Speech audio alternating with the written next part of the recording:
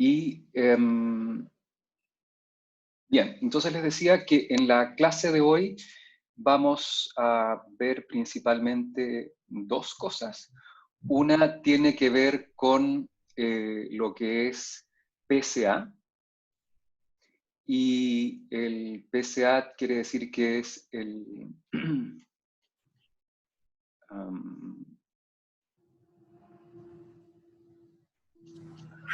bien, PSA quiere decir que es el análisis de componentes principales, Principal Component Analysis, que viene del inglés. Es algo muy usado en lo que es transformación de características. Ya vamos a ver bien lo que es ese concepto. Lo otro que voy a ver es el proyecto. El proyecto del curso ya lo tengo bastante definido y se los voy a exponer en detalle para que lo puedan entender. Y si queda tiempo, y va a quedar tiempo, o sea, también si tienen algunas dudas sobre la tarea 2, voy a dar un tiempo para que hablemos de la tarea 2 si es que alguien tiene alguna duda. El foro ha estado poco movido, eso significa dos cosas: o está todo claro o han hecho poco. Así que ahí vamos a darnos cuenta qué está sucediendo. Y una pregunta que deben tener bastante todos presentes es cuándo va a estar la nota de la tarea 1. Los ayudantes han estado trabajando, pero también hicieron una pausa y se comprometieron a tener las notas para el viernes. Mi compromiso es que este viernes de esta semana van a tener las notas de la tarea 1. Bien, entonces paso a ver la materia. Voy a compartir pantalla entonces para empezar a dar la clase de hoy.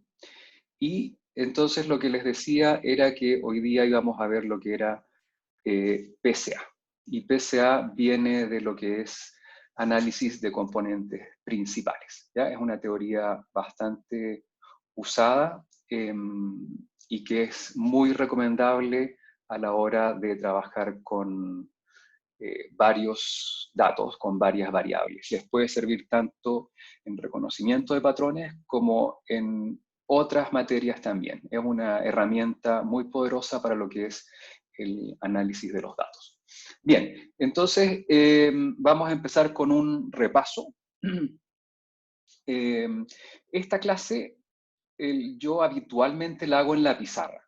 ¿Ya? Es una clase tipo pizarra y las personas que van a la clase toman notas si quieren en sus cuadernos.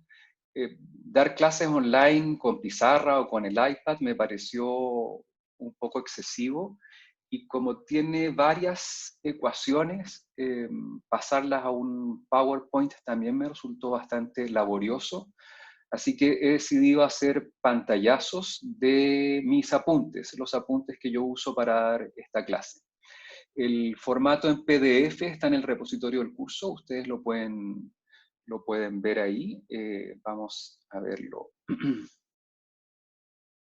Eso está acá. En la clase de hoy día está la PPT, que es lo que voy a presentar hoy día, y están los apuntes, que viene a ser esto que es los apuntes que yo uso para esta clase. ¿Ya?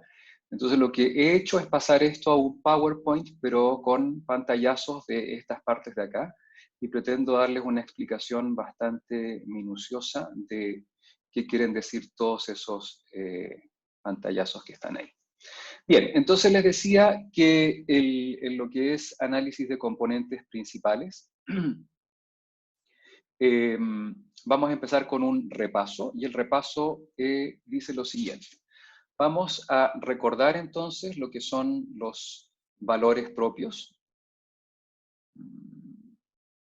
¿Ya? Entonces aquí tenemos lo que son los valores propios, y los valores propios son aquí lambda sub L. ¿Ya? ¿Y cómo se calculan los valores propios? Tenemos una matriz cuadrada C, que es una matriz de L mayúscula por L mayúscula elementos. Los valores propios salen de esta ecuación que está acá. Es el determinante de un lambda, un determinante de la matriz C menos lambda por la identidad igual a 0. ¿Ya? Y la solución a esta ecuación va a dar L minúscula, L mayúscula soluciones. Si la matriz es, por ejemplo, de 2 por 2, habrá 2 soluciones porque aquí les va a quedar una ecuación de segundo grado. Si la matriz fuera de 3 por 3, quedarían 3 soluciones porque la ecuación que sale acá es de tercer grado. Hagamos un simple ejemplo de cómo calcular los valores propios de esta matriz C, que está definida como 4, 3, 1, 2. Entonces hacemos C menos lambda I, determinante. Entonces sería 4 menos lambda por 2 menos lambda, que es esto que está acá, menos 3 por 1, ¿ya? El lambda multiplica la identidad, entonces no está multiplicando esta diagonal inversa, sino que está multiplicando solamente la diagonal original. Entonces por eso queda 4 menos lambda, 2 menos lambda menos 3 igual 0, y si ustedes resuelven esto, es una cuadrática, les va a dar un valor propio, lambda 1 igual 5, y el otro es lambda 2 igual a 1. ¿Ya? Entonces este es un repaso de valores propios, porque es algo que vamos a usar en la clase de hoy. Vamos con el segundo repaso, que son los vectores propios. Y los vectores propios que están acá es B corta, minúscula, tiene aquí una línea abajo porque es un vector, esto es como que estuviera en negrita, sub L. Quiere decir que para una matriz C de L mayúscula por L mayúscula elementos, vamos a tener L vectores propios, ¿ya? Y cada vector propio tiene un tamaño de L por 1 elementos. Están definidos, fíjense bien, de una forma bastante curiosa. Si yo multiplico la matriz C por uno de los vectores propios, esto va a ser igual al valor propio por el vector propio. Ojo, la matriz por un vector es igual a un escalar por un vector. Esto suena un poco curioso, pero si esta matriz es de L por L, el vector es de L por 1, el resultado va a ser un vector de L por 1. O sea, es el mismo tamaño, la misma dimensión de esta multiplicación que está acá, un escalar por un vector de L por 1. Como esto que está acá, este planteamiento que está acá, tiene infinitas soluciones, lo hacemos sujeto a que la norma de cada uno de los vectores sea igual a 1. Además, ocurre que los vectores son ortonormales, los vectores propios. Quiere decir que si yo hago el producto punto de un vector propio por otro vector propio, me va a dar 1 si la multiplicación es por sí misma. O sea, si sería B1, producto punto B1, me daría 1. Esto viene de acá, de que la norma es 1. Y me da 0 si son distintos. Quiere decir que están en una posición ortogonal. Si tengo un vector propio en una dirección, el otro va a estar en una dirección completamente ortogonal a este. Definimos entonces lo que es la matriz de vectores propios. Eso quiere decir que la matriz de vectores propios, que es A, es en cada columna voy a tener uno de los vectores propios. Como son L mayúscula vectores propios y cada uno de ellos tiene dimensión L mayúscula por 1, quiere decir que esta matriz es de L por L. Como los vectores propios son ortonormales, la multiplicación de A por su transpuesta me da la identidad. Quiere decir que la transpuesta de A es la inversa de A. Y más aún, si yo multiplico C, la matriz C, por la matriz de vectores propios, me va a dar, y esto viene de acá. Si yo multiplico C por cada una de las columnas de la matriz A, me va a dar entonces el valor propio por su vector propio. Lambda 1, B1, lambda 2, B2, y así sucesivamente hasta lambda L, BL. ¿Ya? Esos serían los vectores propios. Seguimos la clase recordando esta ecuación, por eso le puse una estrella, porque la vamos a usar después. Bien, transformaciones lineales, y esto para ustedes debe ser bastante simple. Yo si tengo en un sistema de coordenadas,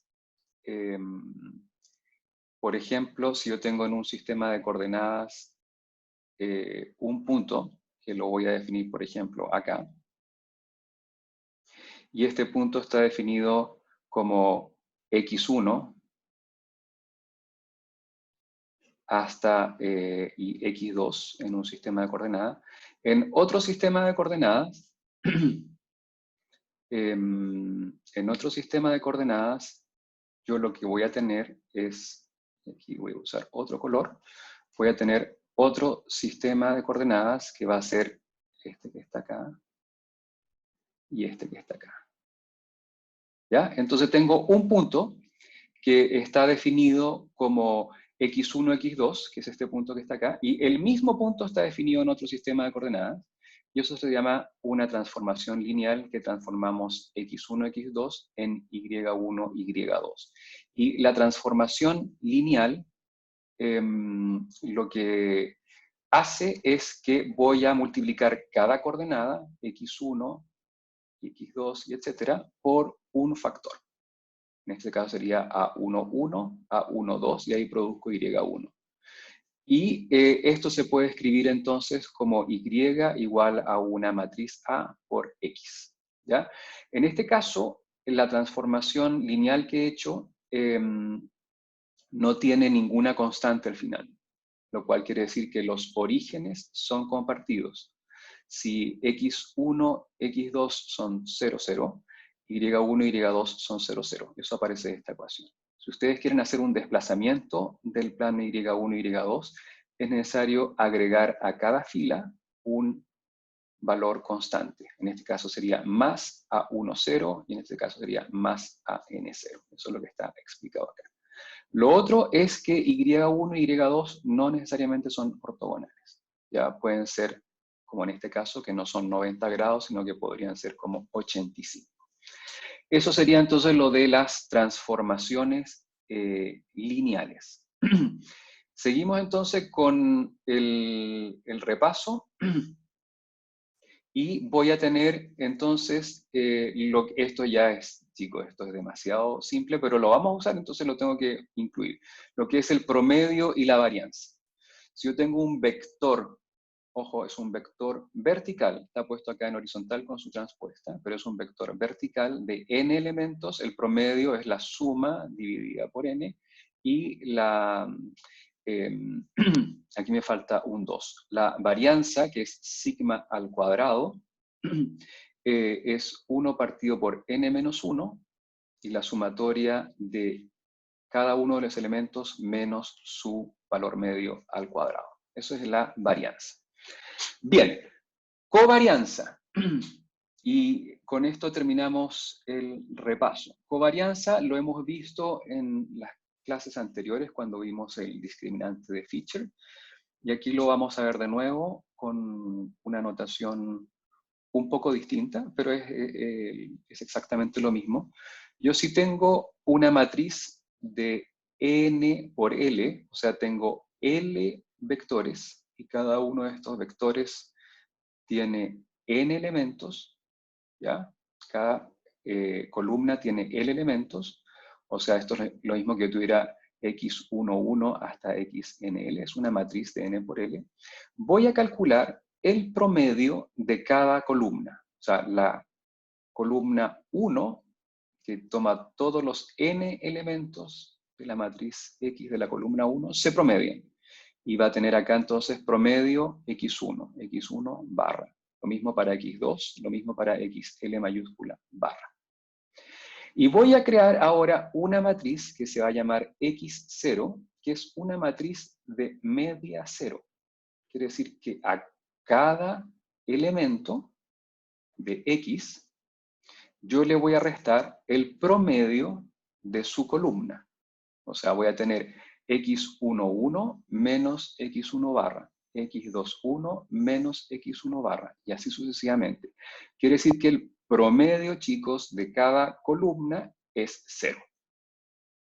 Lo que estoy haciendo se puede escribir de forma matricial, como que x0 es x menos una matriz que voy a llamar mx. Y la matriz mx va a tener todos estos valores que son los promedios. Voy a tener repetido el x1 barra n veces.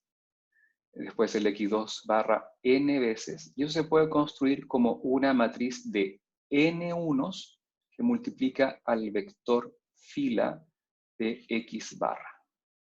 ¿Ya? Y ahí entonces yo tengo, atención, una forma de establecer una nueva representación de x que tenga promedio 0 en cada columna, y eso va a ser x0.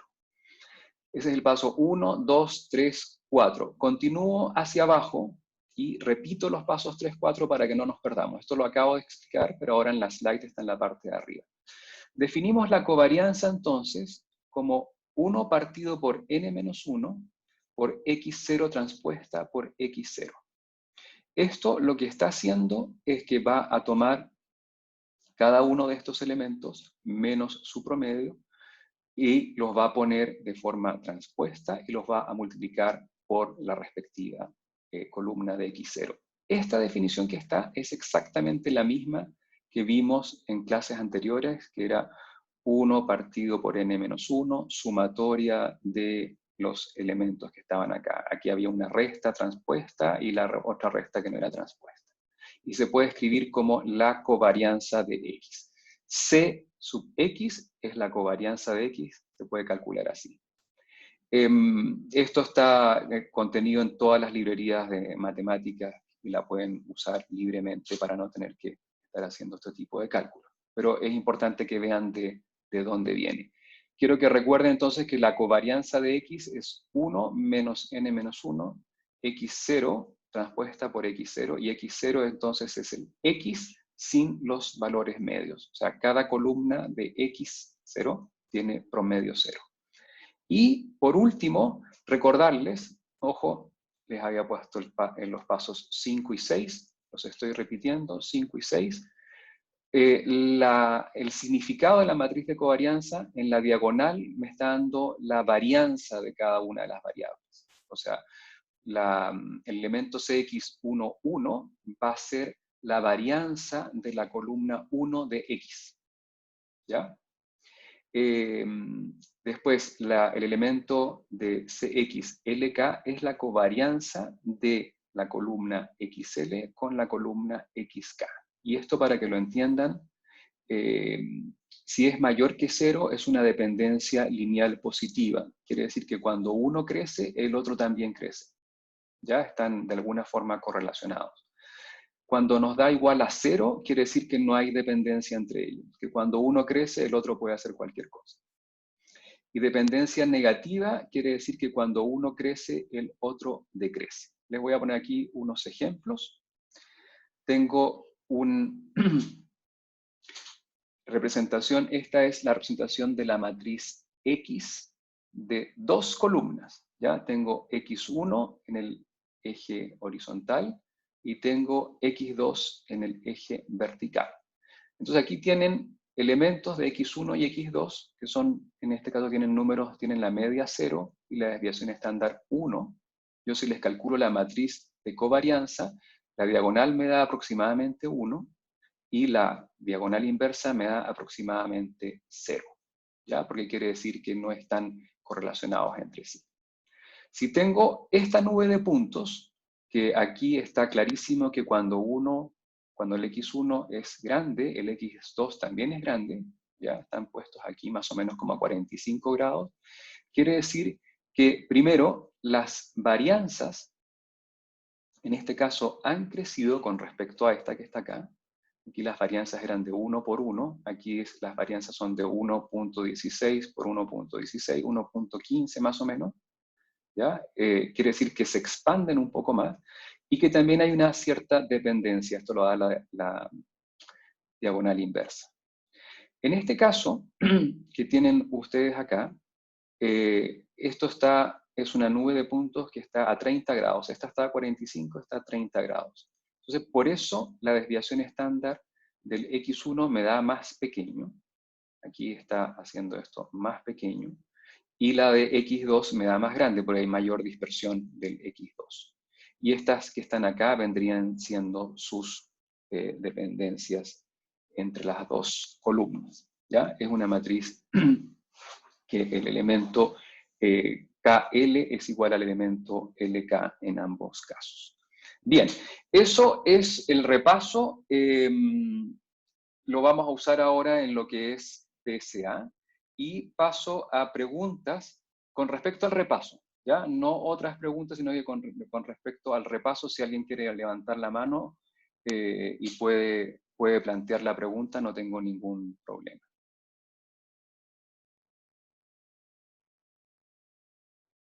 No, no hay preguntas, es materia conocida. Bien, como no tenemos preguntas, voy a continuar entonces con lo que es PSA propiamente tal. ¿Ya? Y vamos a ver.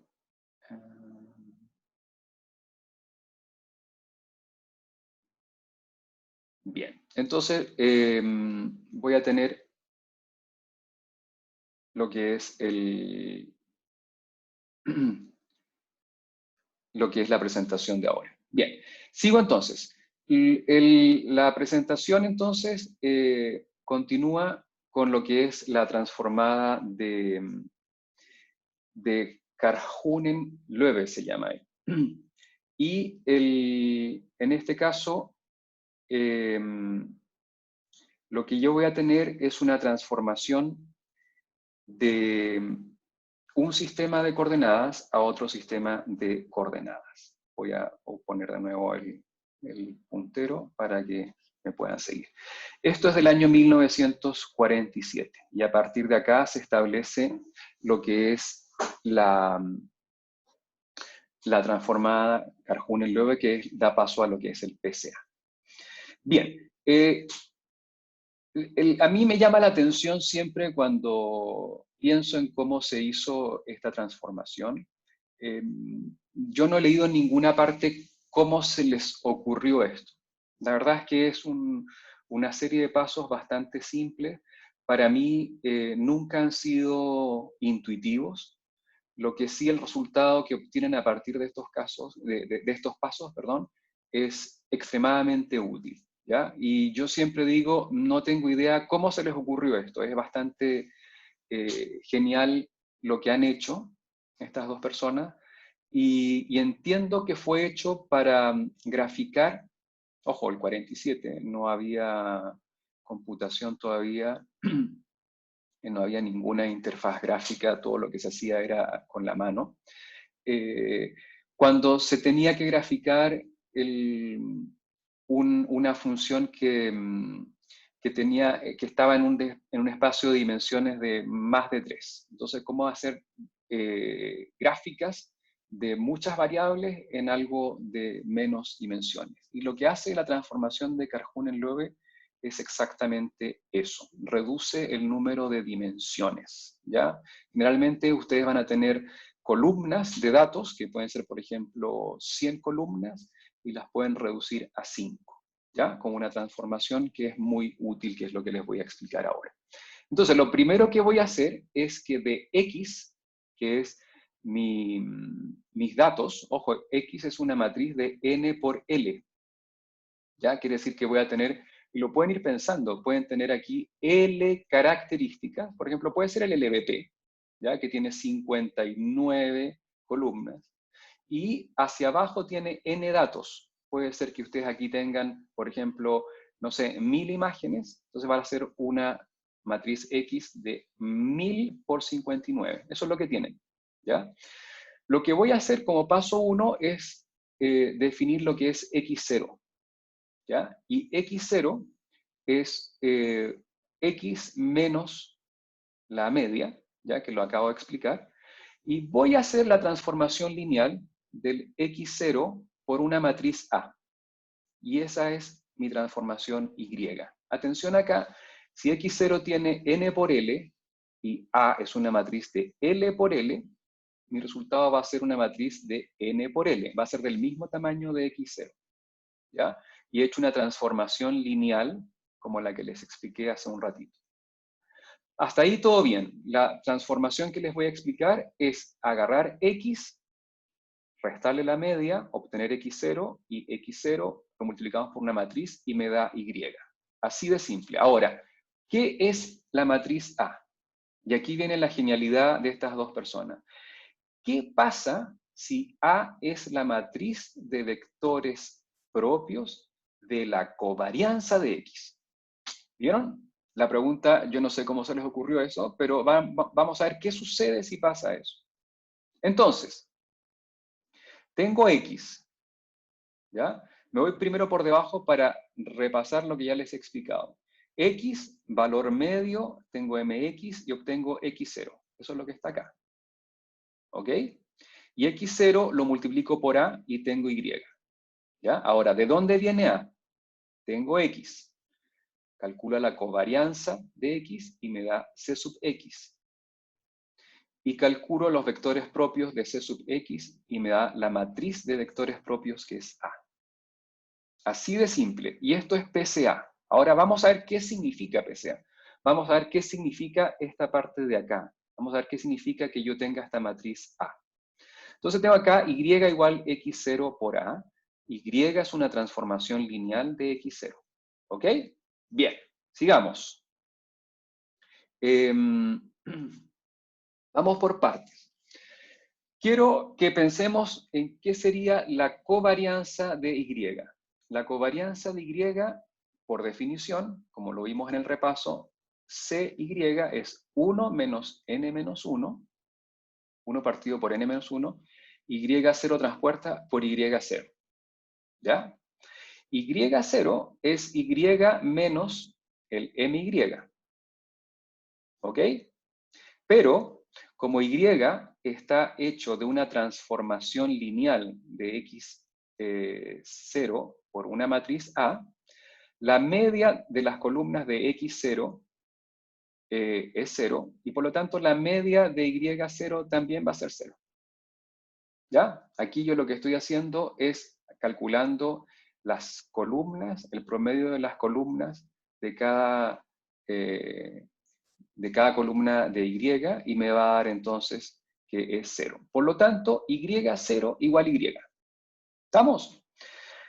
Y eso es porque y viene de multiplicar, de hacer una transformación lineal de x0, y x0 tiene en cada columna promedio 0. Entonces, cuando yo hago esto, me da que el promedio de cada columna ya es 0. Entonces, no tengo que restarle nada. Esto que está acá es una matriz de ceros. ¿Ok? My es igual a 0. Ese es el paso 1. Vamos con el paso 2. Si yo tengo eso, quiere decir que CY es igual a 1 partido por n menos 1, y transpuesta y. Ojo, ya no es y0 transpuesta y0, sino que es y transpuesta y, porque sabemos que es lo mismo. Podemos decir que es 1 partido por n menos 1, y sabemos que es x0a, que está acá, x0a transpuesta por x0a. Y si hacemos una manipulación acá, nos va a dar que esta es a transpuesta, x0 transpuesta, eso es esto que está acá, multiplicado por x0a. ¿Ok? Sigamos. Copio el paso 2 para no perderlo. Esto lo acabo de explicar. La covarianza de y, entonces, es 1 partido por n menos 1, a transpuesta, x0 transpuesta, x0a. Ahora, aquí vamos a observar nosotros que vamos a tener una estructura que ya conocemos. Esto que está acá, a ver si me sale bien, con esto que está acá, sí, me está saliendo bastante bien. ¿Lo reconocen? Esto que está acá es nada menos que la covarianza de x, C sub x. ¿Ok? Entonces, como es C sub x, voy a tener que la covarianza de y es a transpuesto por la covarianza de x por a. ¿Ok? Y eso viene de la deducción que he hecho más arriba. Continúo, copio el paso 3 para no perderlo de vista. CY es a transpuesta por CX por a. Ya, pero yo les había dicho que a son los valores propios perdón, aquí son los vectores propios, está mal acá, son los vectores propios de C sub X. ¿Sí? Entonces voy a tener, y aquí les pido harta atención, aquí lo que voy a tener es que A son mis vectores propios, ¿ya? Aquí tengo que escribir A transpuesta. A transpuesta son los vectores propios B1, B2 hasta BL transpuesta, que está acá. Y después tengo CX por A. Ya habíamos visto, y eso es lo que había que recordar de la ecuación anterior, que la matriz de covarianza, la matriz C por su matriz de vectores propios me da lambda 1, B1, lambda 2, B2, hasta lambda L, BL. ¿Ok? Quiere decir que esto que está acá es A transpuesto, y esto que está acá es lambda 1, B1, lambda L, BL, y eso viene de esta ecuación que está acá, que está en la slide al inicio, en el repaso. Ok, si yo hago la multiplicación de esta matriz por esta matriz, B1, B2, BL transpuesto, me va a quedar así, B1 transpuesto hasta BL transpuesta, es una matriz de L por L, y aquí voy a tener otra matriz de L por L. ¿Ya? Lambda 1, B1 hasta lambda L, BL. Ok, sigo, voy a copiar el paso 4 para no perdernos. El paso 4 está repetido acá para no perdernos. Si yo hago esta multiplicación que está acá, voy a obtener el primer elemento, lambda 1, B1 transpuesta por B1. El segundo elemento que está acá va a ser B1 transpuesta por B2, y aquí viene un lambda 2.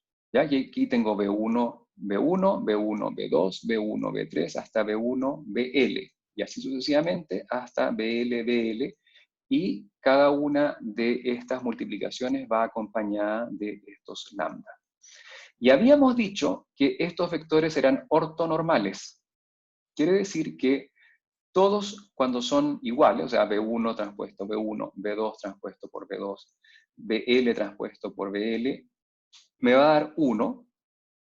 Quiere decir que esta multiplicación en la diagonal es 1 por el valor propio lambda 1.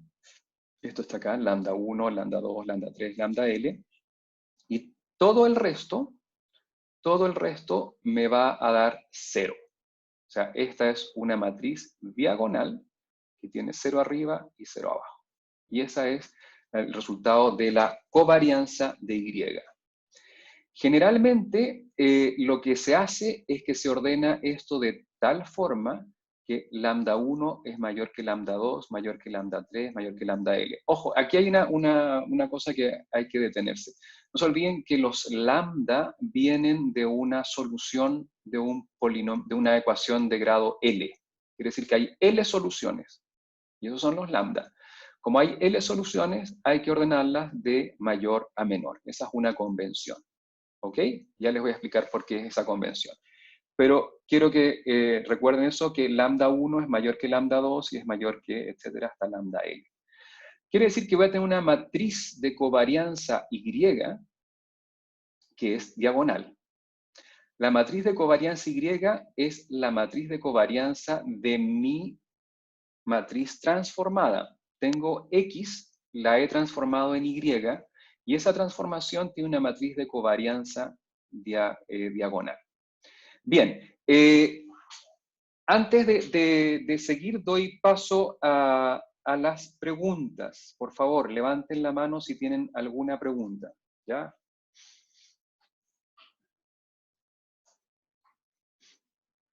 Sí, José Luis, te pido que hables. Ya, hola. Mi pregunta es, ¿en qué momento se ordenan? ¿Como las ordenan una vez que ya tengo la matriz de covarianza de I o se ordenan antes?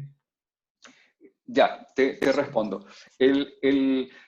Hay un paso ¿cómo se llama? A ver, voy a repetir esto. Cuando tú calculas la covarianza de X, tú tienes X y calculas la covarianza de X, y aquí calculas los vectores propios y valores propios, ¿ya? Que salen de acá. En ese momento los tienes que entregar de forma ordenada, ¿ya? Y eso es una convención que es así, o sea, cuando tú uses cualquier librería que te calcule los vectores y valores propios de una matriz, te los va a entregar de forma ordenada. Y ahí ya vienen ordenados ya. No sé si eso responde tu pregunta. ¿Sí? ¿Alguien más que tenga preguntas? A ver, se me ha perdido el puntero. Discard. Sí, aquí ya volví a tener el mouse. Felipe, tú tienes la mano levantada, dime. ¿Podría poner la última diapositiva que mostré? Felipe, el audio me ha llegado muy mal, así que repítelo y si no, me hace la pregunta por escrito. ¿Podría, profe, poner la última diapositiva que mostró? Ya, No sé si se escucha bien ahí. Sí, ahí se escucha perfecto. Espérate, la última que mostré tendría que ser esa. Esa, sí. ¿Sí? ¿Por qué en las últimas dos matrices de C y por simplificar, sé que lo explicó, pero no logré seguirlo? ¿Por qué se simplifican los B transpuestos por B? Ah, ya. Se simplifican porque, y aquí me tengo que ir más atrás. Espérate.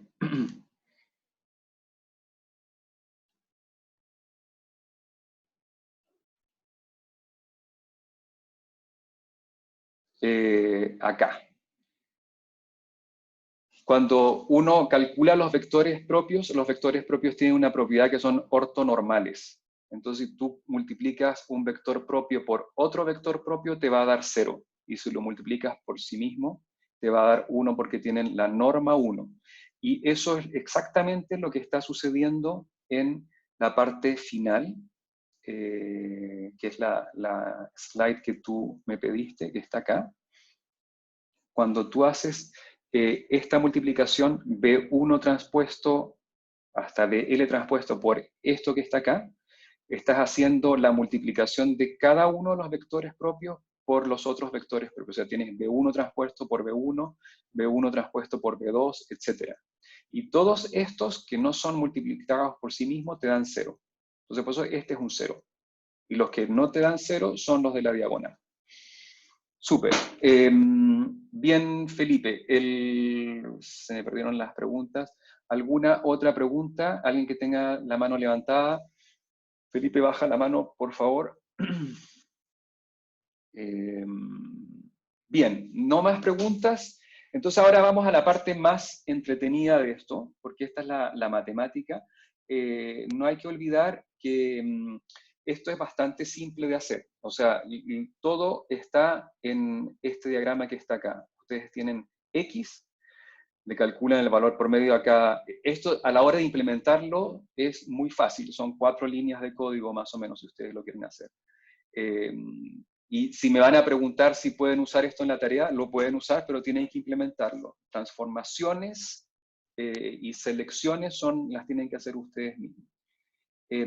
Tengo X en la tarea 2, en el resto lo pueden usar como quieran. X, calculo el valor promedio de cada columna, se la resto, obtengo X0, y por acá por arriba saco la covarianza, los vectores y valores propios, y multiplico esta matriz A por X0 y tengo la transformación.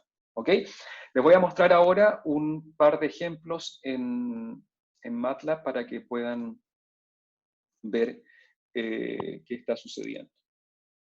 Esto es lo típico que ocurre en... A ver, está muy grande eso. Vamos a hacerlo un poco más pequeño. Ya, esto es lo típico que ocurre. Ojo, esto es X1, X2. ¿Ya? X1, X2 son las dos columnas de la matriz X. ¿Ya? Que si ustedes observan bien, aquí hay como dos nubecitas de puntos. Están corridas un poco, no están centradas en 0. ¿Qué hago yo? Las centro en 0. Les tengo que restar el valor medio de cada columna. Quiere decir que el valor medio de X1 se resta y voy a tener esta nubecita acá al medio.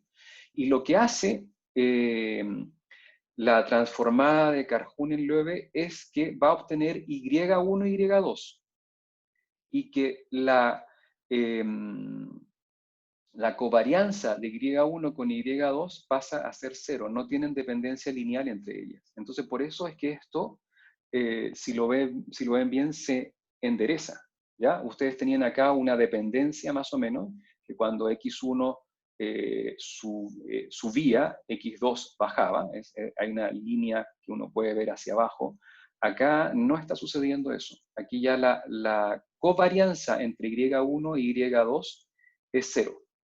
Lo otro, la desviación estándar de Y1 es más grande que Y2. Lambda 1 es mayor que lambda 2. Han sido ordenados de esa manera. ¿Ya? Entonces aquí tienen un ejemplo clarísimo de qué hace la transformada de Karhunen-Loewe para ordenar los datos. Se los presenta de una forma mucho mejor, cambiando los sistemas de coordenadas.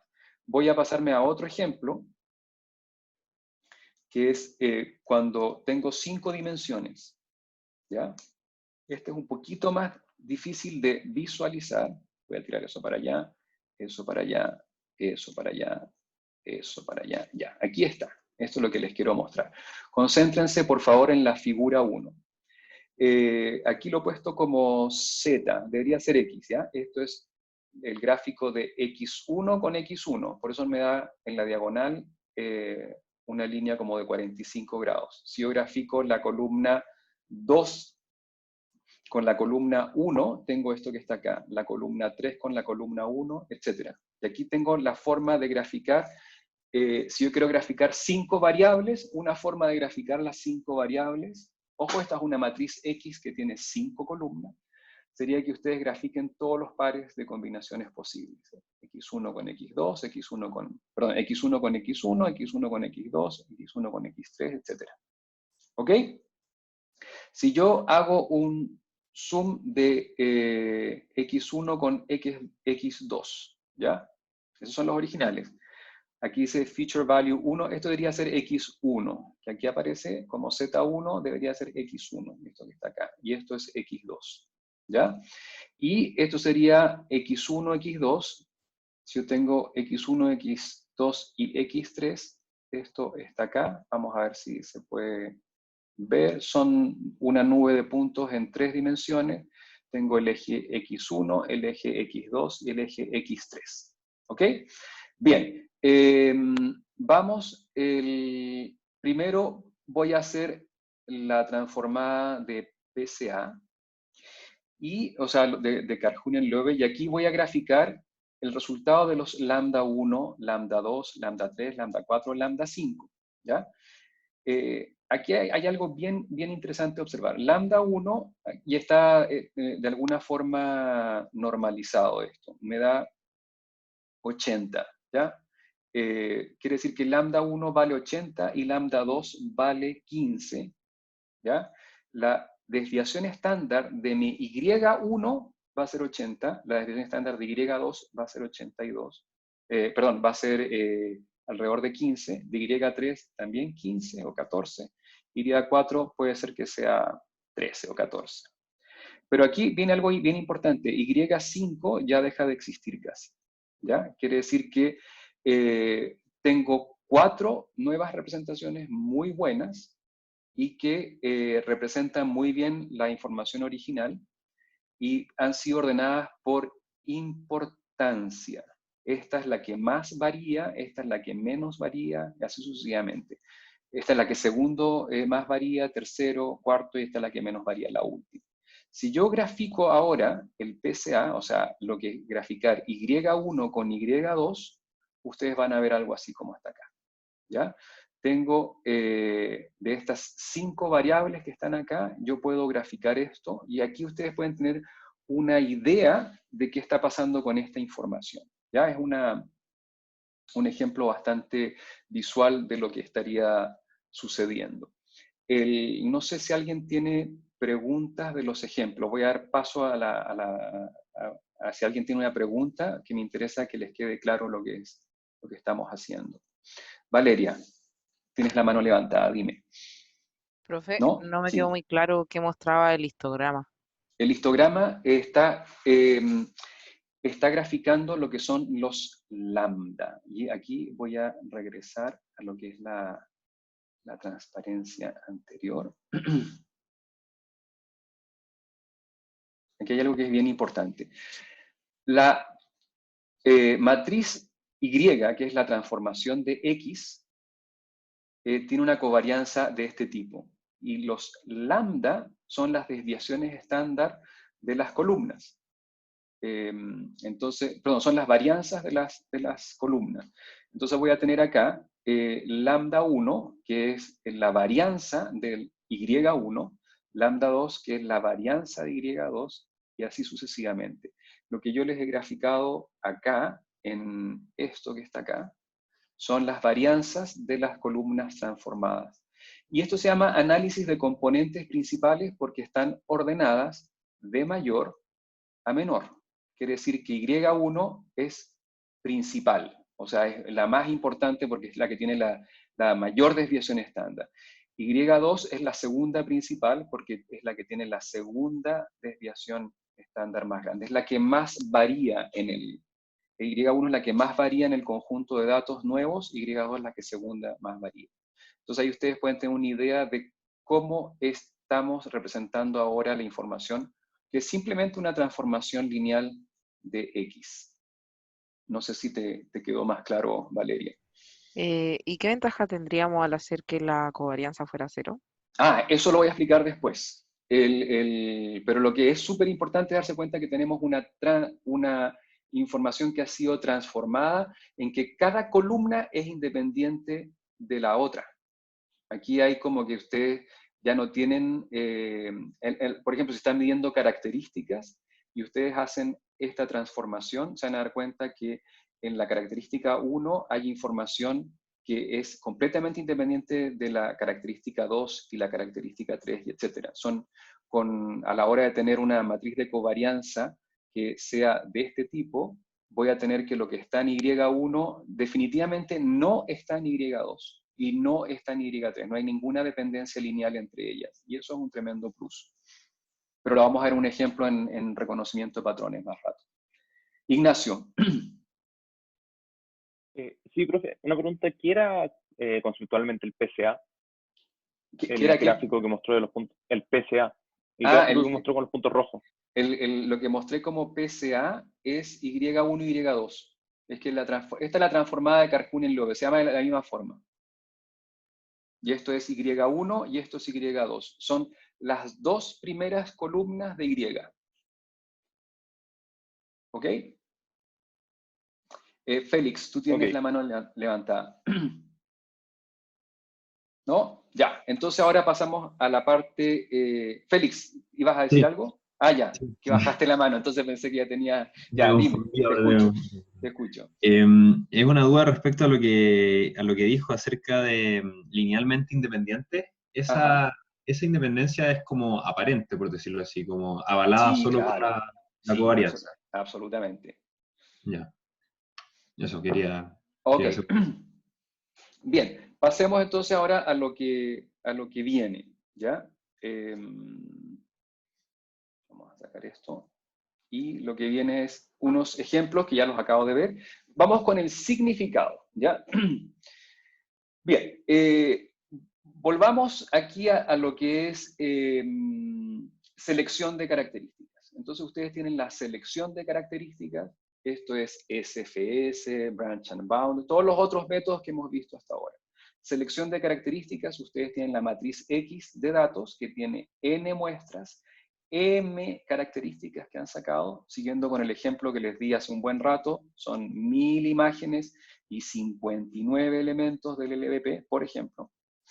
Y ustedes tienen los labels, las etiquetas, a qué clase pertenece cada una de estas muestras. Aquí en este ejemplo, entonces tendríamos los primeros que pertenecen a la clase 1 y los otros que pertenecen a la clase 2. Usando un algoritmo tipo SFS, que incluye la información de X, incluye la información de los labels, yo empiezo a medir la separabilidad y empiezo a escoger para maximizar esa separabilidad y obtengo una matriz Z, que es la selección. Cuando digo selección, clono algunas columnas de X y las copio en Z, ¿ya? Y esa es selección. De 9 características que tengo acá, selecciono 3. Y estas son originales, son clonaciones de las originales. Eso es selección. Vamos a ver lo que es transformación, que lo que les he explicado en la clase de hoy no selecciona, sino que transforma. Yo tengo X, ¿ya? Que son mis datos, que van a tener en este caso 9 columnas por n. Los voy a multiplicar por una matriz A y me va a dar una matriz que es Y, que tiene n elementos y que también va a tener 9, ¿ya? 9 columnas, pero yo me voy a quedar con las primeras P, ¿ya? Que son aquellas que son las que tienen la desviación estándar más grande, ¿ya? Entonces, eso se llaman las componentes principales. Yo tengo de 9, hago la multiplicación de esta y obtengo 3, que esta es la gran multiplicación que hago de esta matriz, porque voy a escoger de las 9 columnas resultantes, voy a escoger solo 3, ¿ya? Porque ahí está concentrada toda la información. El lambda 1 es grande, el lambda 2 es grande, el lambda 3 es más o menos, y el lambda 4, 5, 6, el resto son tan pequeños que no aportan información, entonces los elimino, ¿ya? Y eso es lo que es una transformación.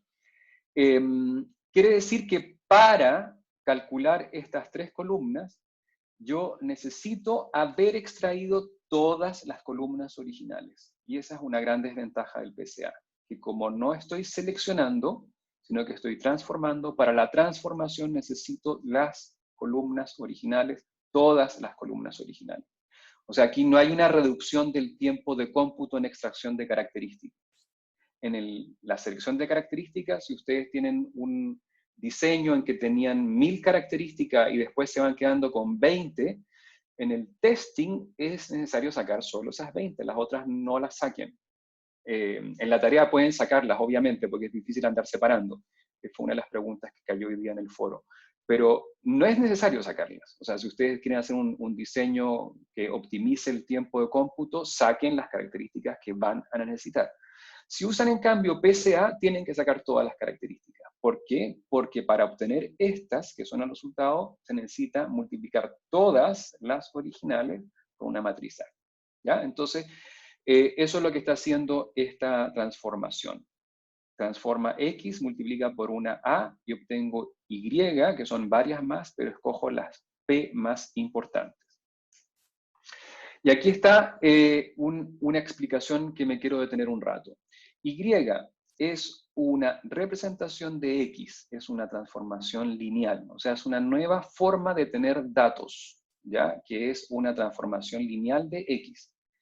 2, las columnas de Y no tienen dependencia lineal, ¿ya? La covarianza de Y, KL con K distinto de L, me da 0, ¿ok? Lo otro, ordenado de mayor a menor, o sea, los lambda, ordenados de mayor a menor, las columnas de Y están ordenadas por importancia. Y1 es mucho más importante que Y2, tiene más información que Y2. Y2 tiene más información que Y3, y así sucesivamente. Entonces eso es una nueva representación que viene como jerarquizada de alguna forma, y nos vamos a quedar con aquellas columnas que tengan lambdas suficientemente grandes. Uno podría decir, todos los lambda que son menores que, no sé, 0.1, se eliminan esas columnas, no sirven, no están aportando, me quedo solamente con las grandes. Lo otro que pueden hacer, atención, no tengo ningún gráfico de eso, pero también pueden hacer, ustedes pueden graficar las barritas de los lambda y hacer la integral de esas barritas, o sea, sumar todos los lambda. Y partir el diagrama de barras, o sea, graficarlo hasta que cumpla con el 90% del total de la sumatoria de los lambda, ¿ya? En el ejemplo que les mostré en MATLAB, que está acá, las barras que son estas que están acá, el 100% estaría más o menos cubriendo hasta acá. Si yo digo voy a trabajar con el 80% nomás, me quedaría con lambda 1, lambda 2 y lambda 3. Lambda 1 más lambda 2 más lambda 3 es el 80% de lambda 1 más lambda 2 más lambda 3 más lambda 4 más lambda 5. Lambda 5 realmente no está aportando nada. Entonces ahí yo puedo hacer un criterio para escoger cuántas columnas voy a trabajar, voy a escoger y con cuáles me voy a quedar. ¿Ya? Ese es el gran significado. Voy con la aplicación a reconocimiento de patrones. ¿Ya? La aplicación a reconocimiento de patrones es la siguiente. Yo tengo X, que son mis características extraídas, N por L, N muestras y L características. Le hago PCA. PCA es lo mismo que hacer la transformada de Carhune-Lobe y obtengo Y. Y son mis nuevas características que tienen N por L. Las primeras P son las más importantes, son las componentes principales. Y me voy a quedar con las P más importantes de Y. Y con esto hago un clasificador. Son mis nuevas características. Y las decisiones se pueden tomar a partir de las primeras P características de Y. O sea, un clasificador que antes necesitaba 59 características, es probable que quizás con 10 o con 20 tengamos un resultado bastante bueno, suficientemente bueno. Se los voy a explicar de nuevo con este gráfico. En la clase anterior vimos un tremendo gráfico de lo que era el training y el testing, que hacía el training y que hacía el testing. Acá también es importante ponerse de acuerdo en cómo voy a implementar una estrategia con PCA, cómo tiene que ser el training y cómo tiene que ser el testing. Vamos con el training. Tengo X, que está acá, y este gráfico ya lo hemos visto, le saco la covarianza, C sub X, vectores y valores propios, tengo aquí mi matriz A, que la voy a multiplicar con el X0, que es sin el promedio, que está acá. ¿Ok?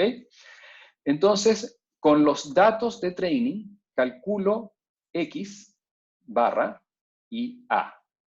¿Qué es lo que era X barra? X barra es el promedio de cada una de las columnas de X. X son los datos de training. ¿Ya? Y voy a escoger las P primeras columnas, que son las P componentes principales. Entonces esta matriz A ya no me queda de L por L, sino que me queda de L por P.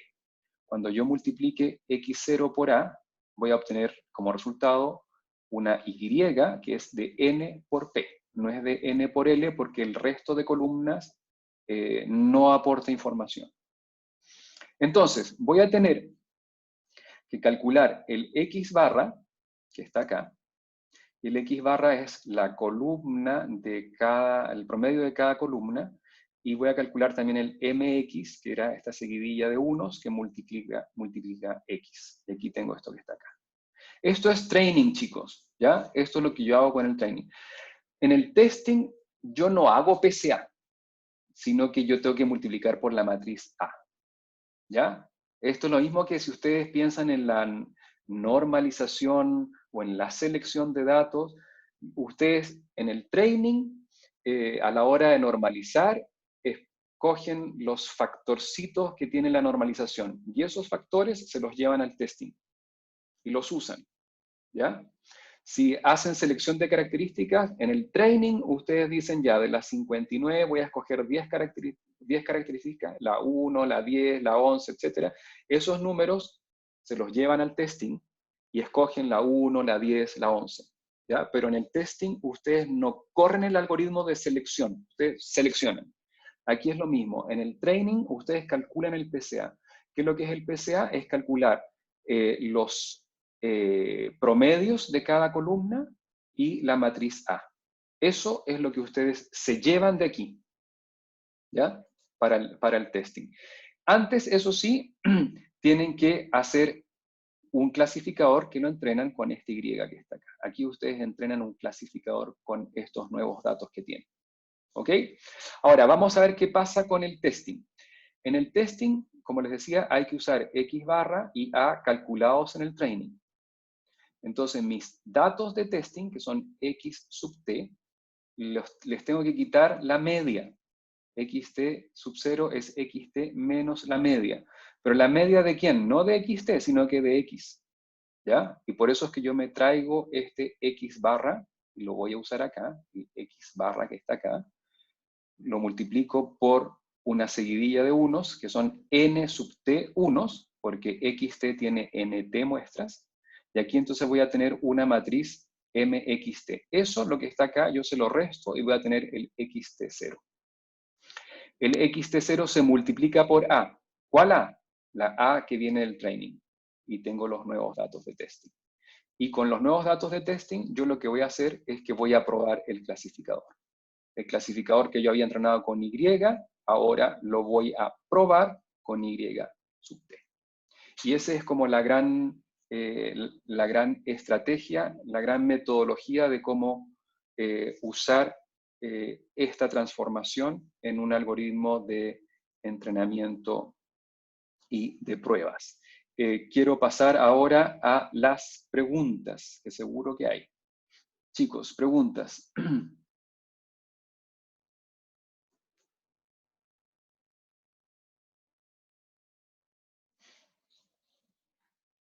¿Alguna pregunta? Sí, Juan, tienes la... No, Rodrigo... Ah, sí, Juan, tienes la mano levantada, o la tenías. ¿Quieres hacer tu pregunta? Juan Arévalo, ¿no? Ok. Rodrigo Nazar, tienes la mano Perdón, ¿se levantada. escucha? ¿Sí? Sí, sí, se escucha bien. Dime. Profesor, entonces aquí estamos, o sea, estamos como cambiando, transformando obviamente las características que estamos extrayendo y aparte estamos seleccionando, o sea, estamos eliminando algunas características, ¿cierto? Sí, no se usa selección para no confundirlo con los algoritmos de selección, sino que lo que estamos haciendo es que estamos eliminando aquellas características transformadas. Ojo, Y está dándonos una nueva familia de características, ¿ya? Son nuevas columnas, son nuevas características.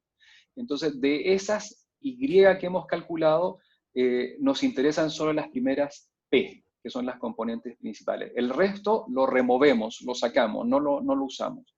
¿Es una selección? Sí, pero no se dice selección, sino que eliminamos aquellas que tienen una baja desviación estándar porque no aportan información. Ya, entonces, o sea, pero ¿dónde pondríamos como este algoritmo, o sea, el de PSA, antes de la extracción, o sea, perdón, de la selección de características o después? Tú tienes que extraer características. X Perdón, está perdón, acá. de la selección de características. Ah, espérate, es que ahí pueden haber varias cosas. Y ya vamos a hablar de cómo, cómo unirlo con los algoritmos.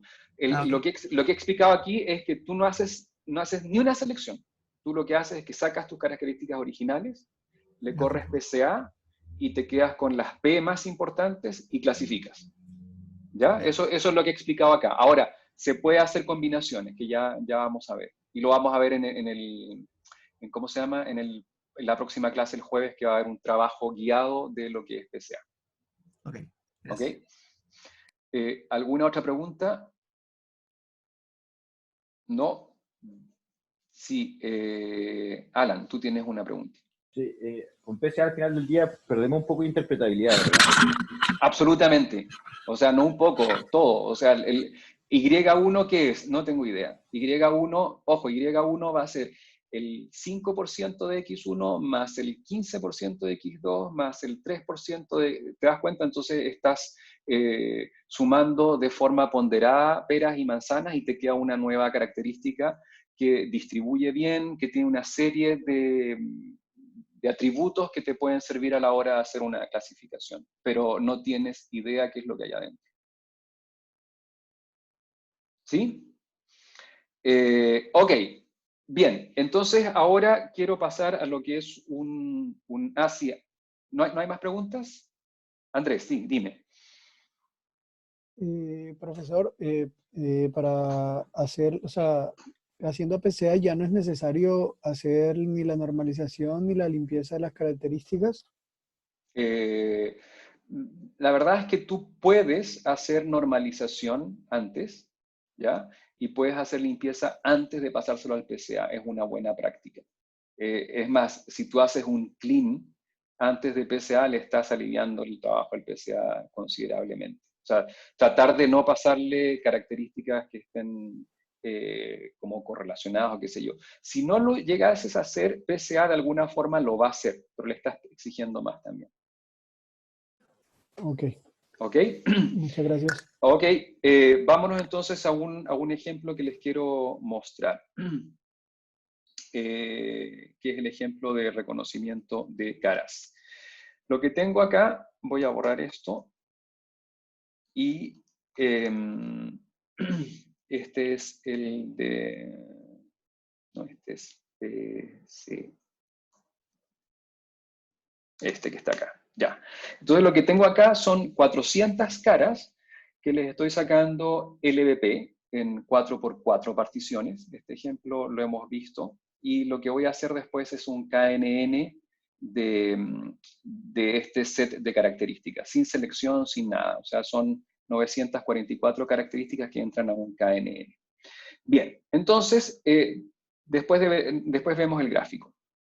Termino yo y voy a tener, tengo 360 imágenes que son para el training, 944 características. Y después voy a tener 40 imágenes con 944 características del testing.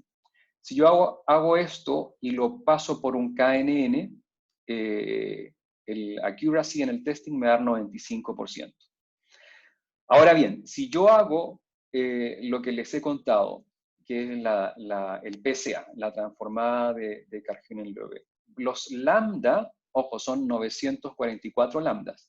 Los lambda ustedes los tienen aquí graficados, ¿ya? Y este es un problema real, en que tienen muchas características y, ojo, las desviaciones estándar de esas características, que son los lambda, empiezan a ser muy pequeñas. O sea, mis características transformadas Y1, Y2, Y3 son grandes en desviaciones estándar, pero lo que es Y, no sé, Y100, Y150, esto realmente no aporta mucho.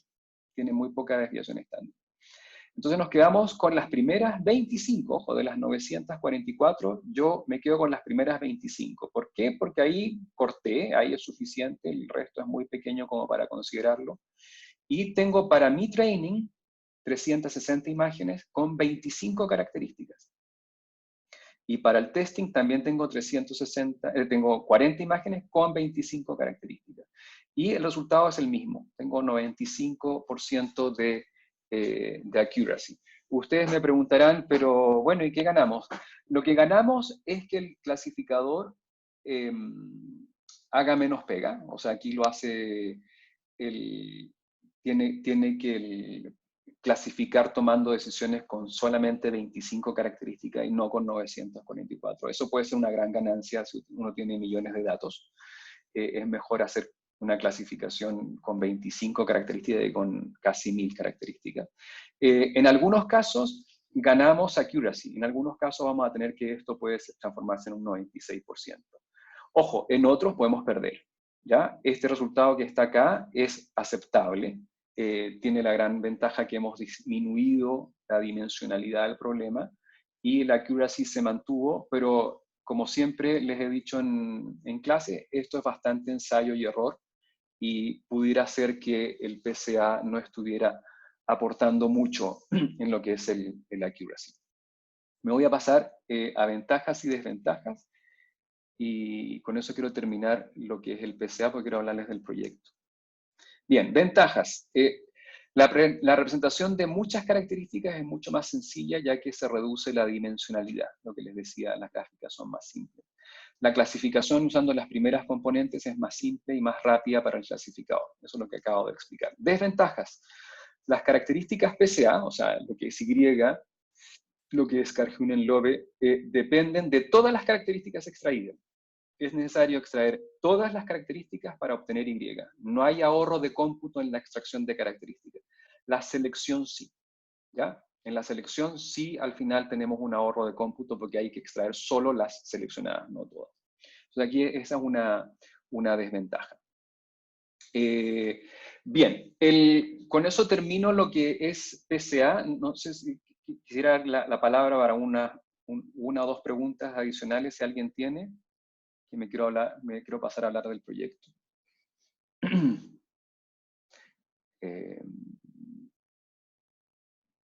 Sí, Alan, tú tenías la mano levantada, no sé si era... Sí. No, es de ahora. Pregunta, ¿es buena práctica hacer selección de características y después PSA sobre esas características? Sí, absolutamente. Es más, lo que vamos a ver, y eso lo tenía guardado ahora como para el final, ustedes podrían pensar en estrategias del tipo, vienen los datos, se hace el clean, se hace selección de características, y con eso ustedes tienen, por ejemplo, de las 1500 características que sacaron, seleccionaron 100. Entonces ya de esas 100 le hacen PCA y se quedan con 10. ¿Ya? Por ejemplo, esas 10 ya vienen de 100 seleccionadas. Una desventaja que tiene PSA, que pasó piola, y no sé si se han dado cuenta, y por eso dejé esta gráfica acá, aquí no entra la información de los labels. O sea, aquí estoy trabajando con los datos originales y los transformo, pero no hay una incorporación de la información a qué clase pertenece cada muestra. Los algoritmos de selección sí usan los labels, entonces las características que ustedes han seleccionado tienen ya la información de cuáles se paran bien y cuáles se paran mal. Aquí no, ustedes le están metiendo todas las características y las están transformando y están obteniendo nuevos. Entonces, como bien decía Alan, es una buena idea hacer selección y a la selección hacerle el PCA. ¿Ya? Hay otras estrategias que es, ustedes hacen la selección, por ejemplo, tienen 1000, seleccionan 100, hacen un PCA de 10, por ejemplo, y hacen una nueva selección de las 100 seleccionadas, agregándole las 10 del PCA. O sea, tienen un nuevo conjunto que son de 110 características, y ahí le hacen una nueva selección. Entonces, las características PCA entran a competir con las características originales, y ustedes escogen ahí cuáles son las mejores. He visto casos en que ese tipo de estrategias mejora un poquito el rendimiento, pero eso lo vamos a ver en la próxima clase de cómo poder ordenar ese tipo de cosas. Me paso ahora a que quiero hablar del proyecto. El proyecto, tengo aquí un archivo que se llama Mañalich. Ahí está nuestro ministro de Salud. Bien, paso a hablar del proyecto. En el proyecto entonces tengo, es reconocimiento facial en personas con mascarilla. Entonces ustedes van a tener una imagen de input, van a hacer un algoritmo de reconocimiento facial y van a decir, ok, este es Jaime Mañalich, ¿ya?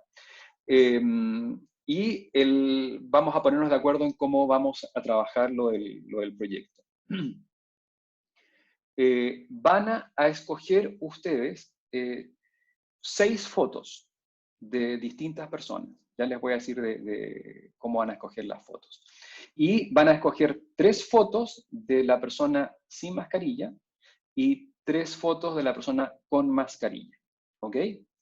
En el training no van a usar la persona con mascarilla, porque puede ser que la persona use siempre la misma mascarilla y ustedes estarían reconociendo a la persona por la mascarilla que usa. Así que lo que van a usar en el training es solamente los datos de los que están arriba, ¿ya? Las caras sin mascarilla. Cada foto debe ser, uno, a color, y aquí van a trabajar ustedes recogiendo fotos, porque la base de datos no la tengo, vamos a tener también la práctica de armar una base de datos. Cada foto debe ser a color, una cara frontal, se acepta rotaciones mínimas, pero debería poder verse ambas orejas, si es que son visibles, obviamente. La persona tiene las orejas muy pegadas a la cabeza o tiene un gorro, no sé. Es la idea, que si está frontal, que no esté así, sino que esté bastante frontal. La dimensión de la foto tiene que ser de 256 por 256, formato JPG, que no sea ni JPEG ni JPG mayúscula, sino que ese que está acá. Y la cara debe estar alineada, es decir, los ojos deben estar en una línea horizontal y en la misma posición. Ya me explico qué quiero decir con eso. ¿Qué quiere decir la cara alineada? Por ejemplo, aquí hay un ejemplo de lo que es una cara alineada. Ustedes tienen una foto de una pareja y se selecciona la foto de la persona de la izquierda, se selecciona la foto de la persona de la derecha, y después cada una de estas fotos se endereza. Quiere decir que los ojos están horizontales, y que los ojos están todos en la misma posición. El ojo izquierdo va a estar en la coordenada 90-90, y el ojo derecho va a estar en la coordenada, no es 256, es 165. Perdonen acá. ¿Ya? Quiere decir que va a estar al 35% del margen izquierdo y al 35% del margen derecho. ¿Ya? Eso es. Aquí hay un algoritmo que estoy dando de cómo hacer la alineación de caras. Eso debería estar acá. Aquí está explicado cómo se debería hacer. Y aquí hay algunos ejemplos de caras de ojos alineados. Voy a poner el mouse encima del ojo derecho y ustedes se van a dar cuenta que todos los ojos derechos están en la misma posición. Y en el ojo izquierdo también se van a dar cuenta que están todos en la misma posición. Y aquí hay código que pueden usar para hacerlo. ¿Ya? La idea entonces es que ustedes entreguen las caras que estén completamente alineadas, y cada grupo deberá entregar 6 fotos de 10 personas. De las 6 fotos, las 3 primeras deben ser con cara descubierta y las 3 últimas con mascarilla. Y las fotos deberán llamarse así. F, todos los archivos empiezan con F, después tienen XX, que es el número del grupo. Ya les voy a decir cuál es el número del grupo de cada uno de ustedes, ya están los grupos formados. Y va a ser una letra. D, si es para la cara... perdón, está mal escrito ahí, es cara descubierta, por eso es la D. Y M es con mascarilla. Y NN es el número de la foto, o sea, puede ser 1, 2 o 3. ¿Ya? Hay 3 caras descubiertas y 3 caras con mascarilla. Y ustedes tienen que subir esto en un archivo zip. Se entrega el 18 de mayo, así que se ponen las pilas con esto.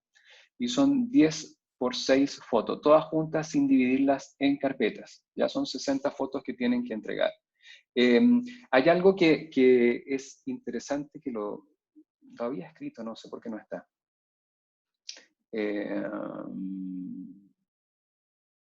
Sí, se me fue eso. Ya, las fotos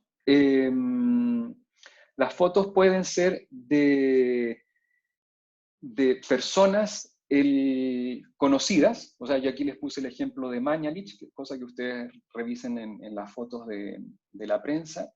Pueden ser fotos de personas de cualquier parte del mundo que tienen que tener 3 con la cara descubierta y 3 con la cara cubierta, y pueden ser de personas no famosas, o sea, pueden ser personas que ustedes conozcan y que obviamente les den el consentimiento de que pueden usar sus fotos para este experimento. Pueden ser ustedes mismos, se ponen la mascarilla o no se ponen la mascarilla, pueden hacer lo que quieren. Yo aquí tengo una mascarilla que me la puedo poner, me pueden tomar una foto si quieren, si me pueden poner en la base de datos, etc. O sea, pueden tener personas conocidas o no conocidas. ¿Cómo vamos a hacer para no repetirnos? Si una persona escoge, por ejemplo, al presidente, a Piñera, y otra persona también escoge a Piñera, bueno, vamos a tener duplicidad de personas.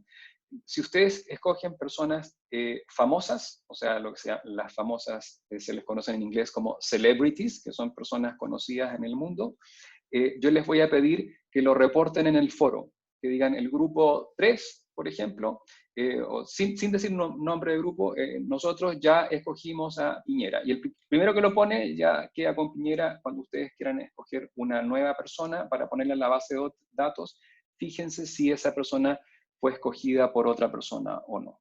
¿Ya? Así que eso se sube entonces en el Google Classroom el 18 de mayo. Son solo 10 personas, ¿ya? Esto lo pueden hacer bastante rápido. Creo que hay preguntas, chicos, preguntas. A ver. Sí, Felipe, tienes la mano levantada. ¿No se van a repetir los nombres de las imágenes si no hay un identificador para la persona en el nombre?